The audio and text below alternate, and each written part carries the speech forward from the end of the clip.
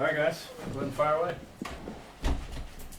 Patrick, Andy said that you maintained a relationship with Kareem over the years. Just wonder what that journey's been like for him, from your perspective, over the past, since he's left here. Yeah, I mean, obviously, Kareem was a close friend of mine while he was here. Just being in the same draft class, everything like that. Came to my wedding. But obviously, he went to Cleveland. Has had a good career there. Has learned and become a better person. And I'm glad to have him back now. And let's get him accustomed to the offense and see how fast we can get him out there. What have your conversations been like with him over the past couple of days? Yeah, I knew he was coming into the building.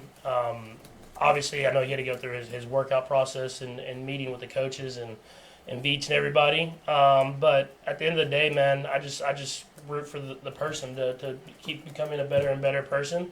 And the football secondary, but I'm glad to have him back and in the building. And I gave him a high five and a hug when I saw him because it's a person that I used to spend a lot of time with a long time ago. Patrick, when you left, I think the term you used was "we don't do those things."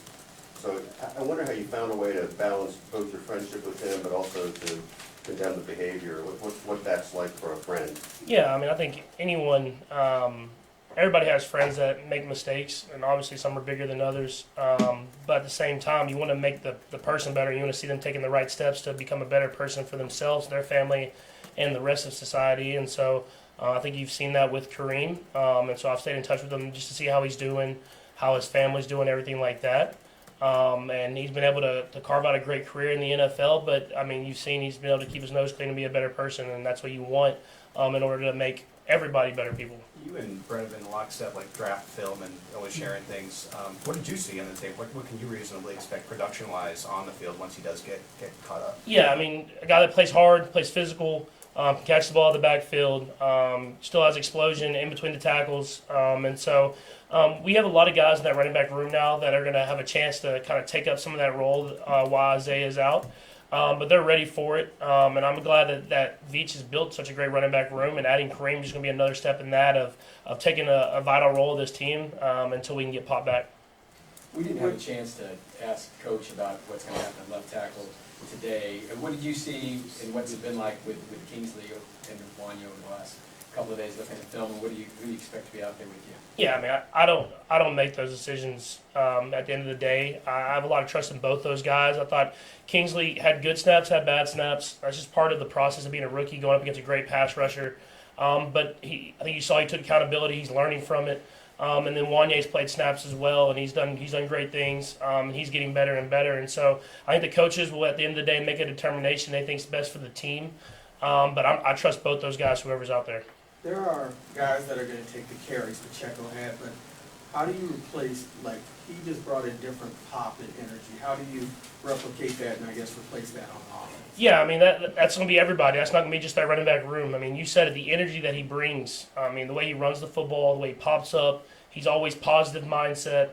That's going to take other guys to step up with. It starts with me. I got to bring that mindset. I got to play better football, put guys in better positions. But at the same time, I have to keep the energy going.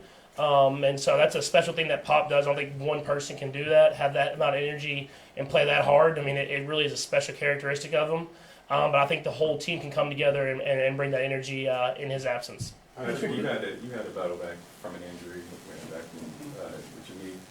What was your message like for Pop to not go through? Yeah, he loves the game, so he wants to be out there, and he put so much work into it. So I think at first, you obviously are upset that you have the injury, but if I know anything, I know that man's going to be getting after it. It's going to be more about the trainers having to hold him back than him not getting in and getting to work, because he loves it so much, man, and he's in the building, he's working, and I'm excited for the comeback, man, because he's going to come back ready to go whenever he gets back. Patrick, how fast could you tell what had happened to him? And Andy made a point of saying he wasn't going to let anybody help him off the field. He's going to get off the field himself. Yeah, I knew.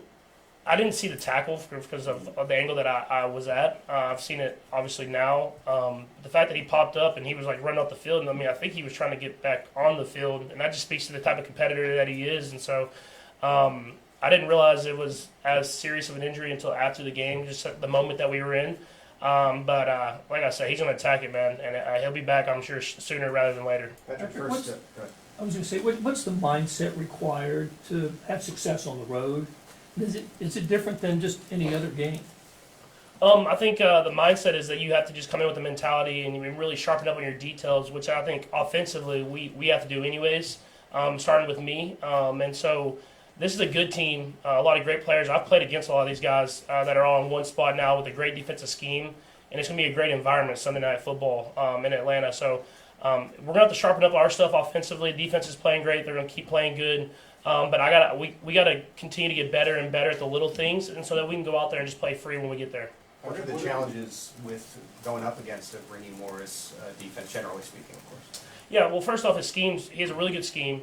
He has a good understanding of defenses and what the offense is trying to attack in his defense. So I think that, along with he's very game plan specific. So even though he has his scheme and has things that he works on, he tries to take away what you're best at. That's what all the best defensive coordinators do, and now he's a head coach, and you can see just from the little interactions I've had with him and the interactions I've seen, I mean, he's a great leader. And I think that's something that every player that you see that's played on one of his teams, offense or defensively, has said. And so it's going to be a great challenge for us, man, and I'm excited for it. Last couple, then, Nathan and Sam. Good, Nate. Patrick, I'm sure you're aware of this, but you had a lot of passes that were either at or behind the line of scrimmage.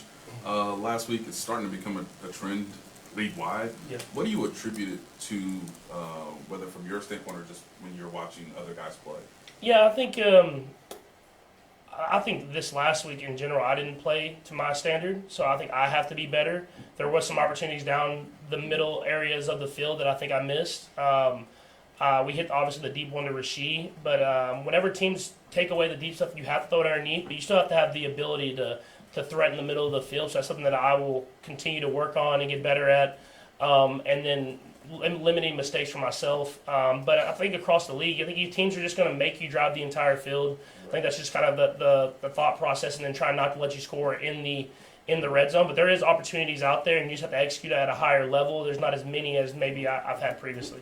Sam? Similar question, and you just answered it, but you mentioned earlier that you have to get better at the details. Is it that, just your selection of where to put the ball? Yeah, that just with the tight zone coverages, kind of the match zone coverages that you're playing, the windows aren't big, and so you have to be on time. Even if you look at the first interception I threw, I think Travis had a window there. I just was late to that window, and so just being on time, and if you don't, the defenses are collapsing those windows quick, and so those are the little things that I have to be better at, of getting the ball there on time, accurately, and not making the mistakes at the same time. So it's just stuff that you have to continue to work on throughout the season.